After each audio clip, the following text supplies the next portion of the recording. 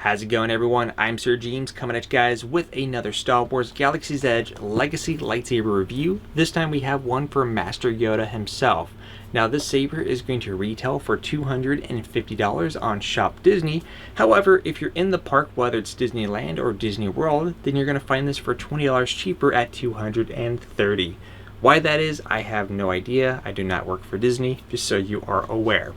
Now, at the time when I heard rumors of them potentially making a Yoda lightsaber, which, spoiler alert, it's right here now, my thought process at the time was, I hope not, because I was worried that it was going to be another Darth Sidious situation where it was going to be oversized, large, using the existing blades, and it was just going to be something that wasn't going to be done very well. I'm actually happy to report that that is not the case. They actually put in some effort on this one, so I just want to kind of applaud Disney on their behalf, whoever is in charge of Legacy Lightsabers, for actually doing a good job with this release. And let's go ahead and touch upon that some more. Now, this is the packaging that this is going to come in. If you guys were curious, is there an option where you can get one without the blade? And the answer is no. The reason why is because this particular Legacy lightsaber actually uses a custom-made blade that can only be used with this lightsaber. And there's a very good reason why before you start complaining. So here's the box itself. Here is the front. For those of you who are unfamiliar with Legacy lightsabers, because a lot of people always ask me, does it come with a blade? Does it come with a blade? Does it come with a blade? If the box is yay big, then it comes with a blade. But if the box is a fraction of the size, then it doesn't come with a blade. The more you know. Of course, when you open it up, you're going to be presented on the inside with the saber, a stand, and the blade is underneath. And I did drop one thing, which is this little felt thing over here. So the first thing I want to go ahead and kind of get out of the way, because obviously some people may like it, some people may not. It's dependent on per person. We're just kind of get the stand out of the way. Now the stand that you get isn't like the new stands that Galaxy's Edge has released. It's a little basic plastic stand. Some people may like them, some people may not. Obviously, when it comes to displaying your lightsabers, everyone has a different method that works for them. So it's easy to put together. Just a few little pieces here. That kind of slides in. Then you have these two little doodads that just kind of plug in like so. I just kind of stuck everything in the pocket, just made it easier. That plugs in there, and this plugs in right here. And voila, there is your lightsaber stand, which the lightsaber will sit in right here. You do get a little felt piece that you could put on the bottom to keep the saber from sliding out and to offer a little bit of protection right there. And we'll take a look at that a little bit more later. I will also bring over the new lightsaber stand from Galaxy's Edge, so if you guys were curious, will the saber fit on it? And we'll just kind of touch upon that. Next up, let's go ahead and get the blade out of the box before we get to the hilt itself.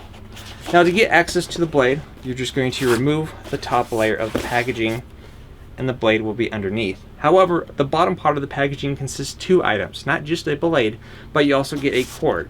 This particular Legacy lightsaber is going to be using a built-in rechargeable battery.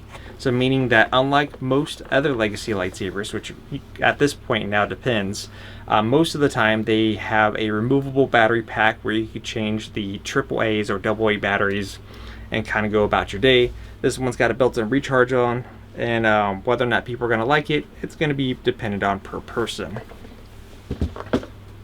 So we'll go ahead and save that blade for later. So here is the blade itself. As you can see, this is a very small blade. In fact, this blade is a lot different from the other blades that we've had thus far. Now the blade, when this is fully inserted into the hilt, is going to be at the right size of 26 inches in length, which is sweet. Now the other thing to also note is that unlike the normal Legacy lightsaber blades, which is why this one won't work, is those lightsaber blades are the 1-inch variant for the width. This one is a 7/8 blade size. You heard me correctly, we have a 7/8 blade, the first 7/8 blade from Star Wars Galaxy's Edge, and this blade is only usable with the Yoda Legacy lightsaber. Let me go ahead and bring over a normal Galaxy's Edge blade. So this is how the typical Legacy blades are, and this is the 1-inch variants, or I mean they're all 1 inches anyways. Normally you get these little prong pieces. You get a small and you also get a large one, which will help you align the connectors.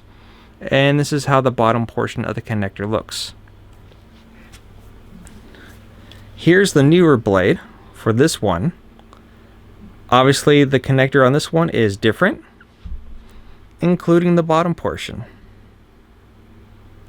Now, I don't typically bring in custom sabers in these reviews or topics for obvious reasons, because third party is a lot more advanced compared to the Legacy sabers.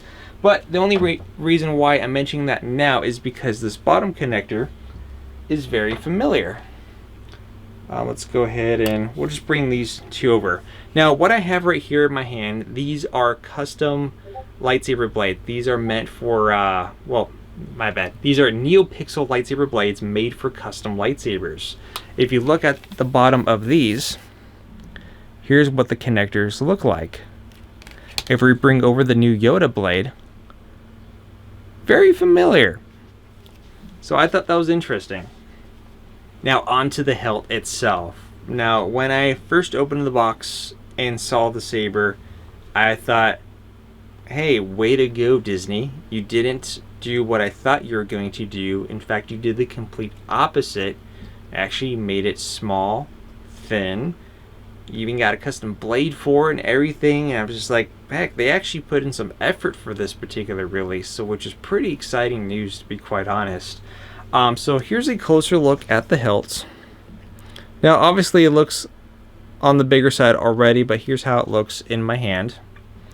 For a good comparison, you could always go to my video for the custom version of the saber. That's a 1:1 scale. While this one is not a true 1:1 scale of Yoda's lightsaber, it is definitely the smallest and thinnest Legacy lightsaber that we've had released thus far.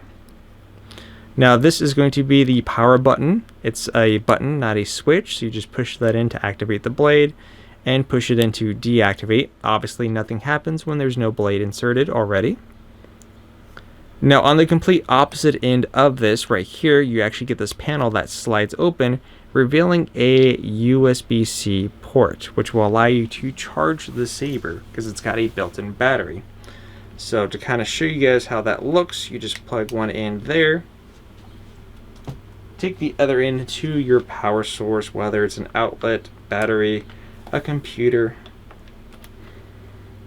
and when it's charging, you do get a light that blinks right there. And that's the only time that light will turn on, is when it's charging, and it's not going to turn on once the blade is inserted, which let's go ahead and get to that right now. Now normally for Legacy lightsaber blades, you would align the pieces up, push down, twist to lock it in place, and there you go, and then do the opposite to remove it. Here you're not doing the same method here. You are sliding the blade down. Don't force it down or anything like that. Then with just a little bit of pressure, you are going to kind of, push the blade down a little bit, just so that way the sections could grip on together for when you're tightening. Obviously you're going to hear a sound, but that doesn't mean you're quite done. You're still going to keep twisting and twisting until you can't twist anymore, where it's got that snug feeling to it. Once it's got that snug fit, do not twist anymore, because you may potentially damage the connector or the blade itself. And let's go ahead and turn off the lights. So if it's not obvious as to how short this is already, normally when I'm standing here with the blade inserted, I could easily reach that light switch. For those of you who've seen my channel, I can't anymore, so I actually have to get closer to actually hit the switch. So that just kind of shows that it is definitely on the shortest side. But like I said, you push the button to activate. As mentioned, there's no additional light source at all emanating on the hilt, only the blade itself. Now, the actual blade is a bit brighter compared to the normal green colors that I've seen thus far on Legacy lightsabers, whether it's a green crystal on a Savi's Workshop lightsaber or an existing Legacy saber that only ignites blade that ignites green, like Luke Skywalker, for example. This Yoda one definitely, the green on this is a lot brighter compared to those, and that's probably due to the fact that the blade is smaller. Maybe they're using new internal LEDs, I don't really know, but it's definitely it looks very good in person for sure. May not show as well on camera. Let me go ahead and let you guys listen to the audio.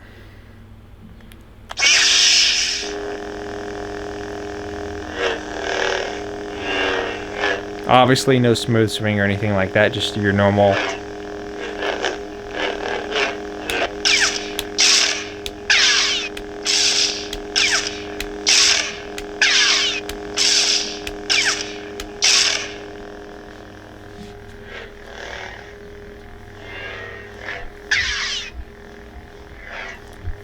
Finally, I could swing something in here without hitting anything, so that's a nice feeling.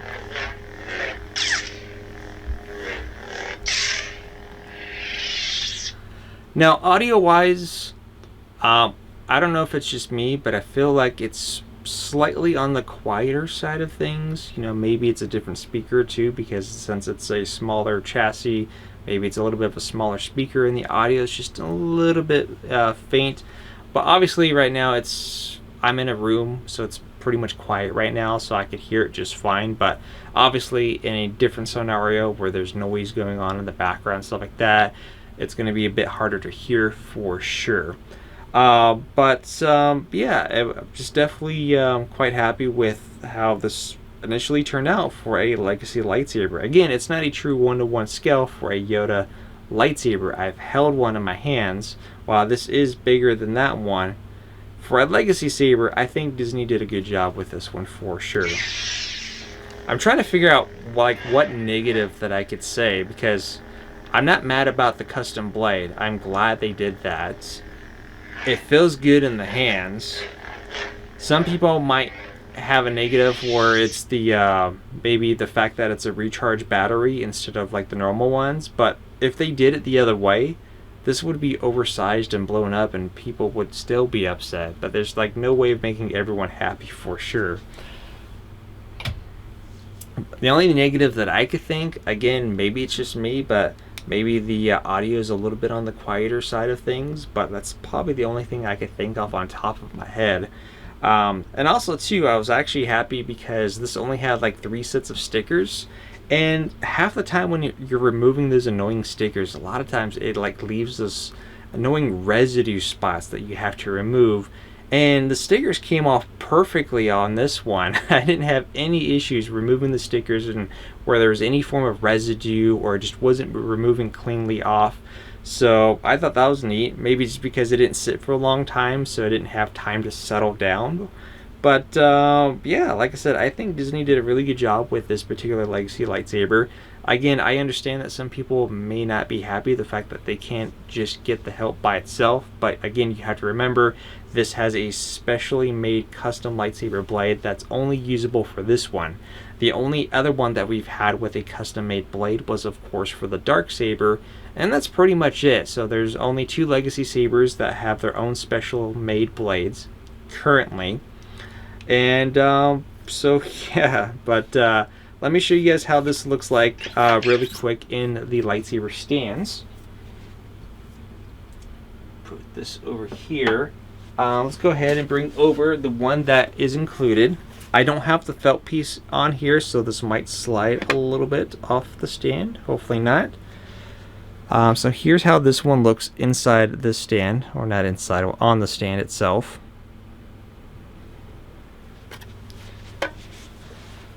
Put that there. Here's how this looks compared to one of my Savi Workshop lightsabers in terms of sizing of the hilt. If you're curious, as you can see, this is pretty much about trying to make sure these are kind of evened up. So about half the size or so, or near half the size of a regular Savi's Workshop lightsaber. Because sometimes just not seeing anything comparing it to, it's kind of hard to tell if it's really true smaller scale or not. But the other main question some of you may have is, for those of you who got some of these cool new lightsaber stands from Galaxy's Edge, will this lightsaber even work with this? So obviously right now with the stand the way it is, it's not going to work. It's not supported, but the stand is adjustable. So you just take this in, push that in all the way, and just like that, as you can see, the new lightsaber stand does fully support Yoda's lightsaber. All you have to do is just move these two pieces inwards and you are pretty much good to go. But what do you guys think about Yoda's legacy lightsaber from Disney? Alright, so to wrap up this video here, to give you guys my final thoughts, I'm definitely happy that Disney actually put in some effort for this legacy lightsaber release. I don't really have too much to complain about as far as anything goes. Again, maybe the audio is a little bit on the quieter side, but it could be just me altogether. You know, one thing that kind of just has my thought process ticking right now is just the blade itself, the way the connector is, the fact that it's oddly familiar that I've seen with custom lightsabers makes me kind of hopeful that maybe just behind closed doors, again, I don't know what goes on behind closed doors, I don't work for the company or the team behind the legacy sabers, but maybe they're experimenting with things where we could maybe get newer blades in the future and the internals on legacy sabers could potentially change as well. Imagine if the legacy sabers had updated internals where we had smooth swing functionality and the blades were a little bit brighter, maybe not to the exact of the high-end custom NeoPixel sabers, but maybe the blades are a bit brighter and the colors are a lot more vibrant. I think people would totally be down if that was the case. But again, I don't want to get people hopes up too much. I'm just kind of just thinking ahead of what could be happening behind closed doors. There's a possibility, you know, have that little imagination going on. But let me know what you guys think about this release in the comment section down below. Until then, thank you guys for joining me on this review. Until then, may the Force be with you.